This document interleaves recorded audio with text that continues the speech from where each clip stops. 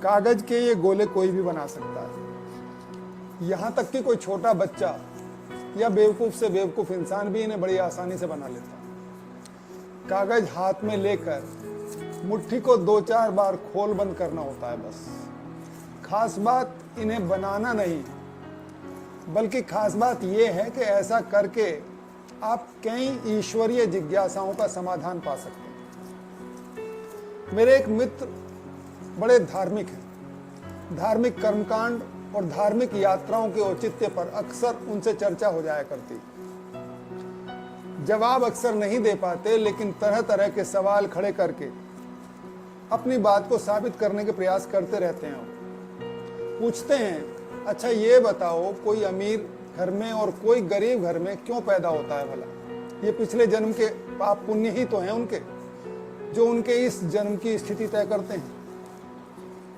कभी पूछते हैं कि गांधी परिवार में पैदा होकर भी राहुल क्यों नहीं बन पाता प्रधानमंत्री, और मोदी चाय वाले के घर में पैदा होकर भी बन जाते हैं। भाग्य में जो लिखा होता है उसे कोई बदल नहीं सकता ना। एक दिन कहने लगे, देखो भगवान की कलाकारी कितनी जबरदस्त है कि संसार में इतने लोग उसने बनाए, फिर भी कोई 2 व्यक्ति डिट्टो एक से नहीं मिलेंगे। सबको उसने अलग अलग तरह का बनाया है ना कमाल का कारीगर। तब मैंने उन्हें एक कागज के गोले बनाकर उनसे कहा कि आप ये मानिए कि मैंने इन्हें केवल टाइम पास करने के लिए बनाया है। कोई प्लानिंग या कोई कारीगरी मैंने दिमाग में नहीं रखी इन्हें बनाते वक्त। लेकिन अब आप इन गोलों को खोलकर इनकी सिलवटें देखिए। किसी भी गोले की सिलवट किसी दूसरे गोले की सिलवट से मेल नहीं खाती दिखाई देगी। आप ऐसे लाखों करोड़ों गोले बनाते चले जाएं तो भी डिट्टो एक सी सिलवटें आपको कभी नहीं मिलेंगी।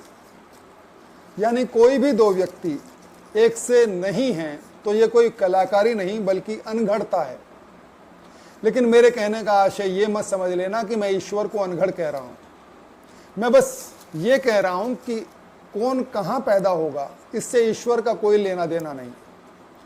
ये क्रिया की एक प्रतिक्रिया मात्र है। आप जो करते हैं उसका रिजल्ट है ये सिर्फ। ईश्वर, अल्लाह, गॉड या अन्य तरह तरह के स्थानीय देवी देवता और पीर पैगंबर, कोई भी अगर दुनियावी मामलों में हस्तक्षेप करता होता तो ये धरती आज बद से बदतर की स्थिति की ओर नहीं बल्कि बेहतर से बेहतरीन की ओर जा रही होती। पानी कम पड़ रहा है, धरती कम पड़ती जा रही है, पर्यावरण में जहर घुलता जा रहा है। बच्चों और महिलाओं के साथ जो विभत्सता देखने में आ रही है उससे साफ जाहिर है कि सारी जिम्मेदारी इंसान को स्वयं की ही समझनी होगी। लेकिन लोग इतने शातिर हैं कि बच्चों को भी ऊपर वाले की मर्जी बताकर अपनी जिम्मेदारी से पल्ला झाड़ लेते हैं। आध्यात्म एक आंतरिक विषय है, ये नितांत वैयक्तिक है। धर्म के नाम पर जो भी कुछ बाहर दिखाई दे रहा है आज, वो राजनीति के सिवा कुछ भी नहीं। ऐसे सब क्रियाकलापों पर सख्ती से रोक लगनी चाहिए। बाहर सिर्फ एक धर्म दिखाने की इजाज़त होनी चाहिए और वो है सिर्फ राष्ट्र धर्म। बाकी सारी धार्मिक पहचान घर की चौखट के अंदर तक सीमित करना देश की दूसरी सबसे बड़ी आवश्यकता है। पहली आवश्यकता तो जनसंख्या नियंत्रण है ही। जय हिंद।